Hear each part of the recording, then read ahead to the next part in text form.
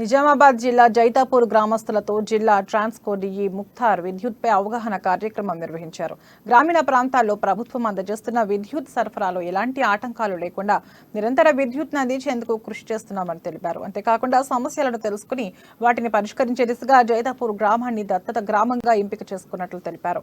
రైతులు వ్యవసాయ పంపు సెట్ల దగ్గర తక్కువ ఖర్చుతో కెపాసిటర్లు ఏర్పాటు చేసుకుంటే 15% కరెంటు ఆదా అవుతుందని అన్నారు. ఇళ్లలో కరెంటు షాక్ లాంటి ప్రమాదాలు నివారించేందుకు పరికరాలు వచ్చాయని వాటిని ఉపయోగించుకోవాలని డిఈ ముఖ్తాల్ సూచించారు.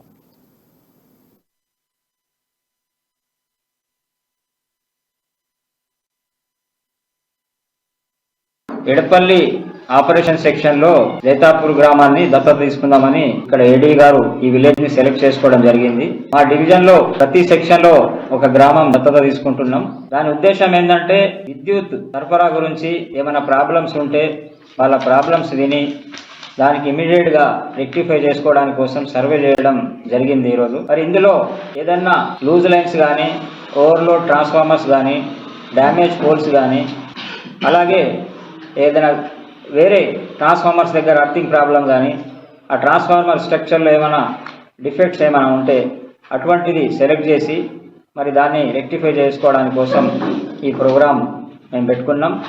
ఎడపల్లి ఆపరేషన్ సెక్షన్ లో జైతాపూర్ గ్రామాన్ని దత్తత తీసుకుందామని ఇక్కడ ఏడీ గారు ఈ విలేజ్ ని సెలెక్ట్ చేసుకోవడం జరిగింది. మా డివిజన్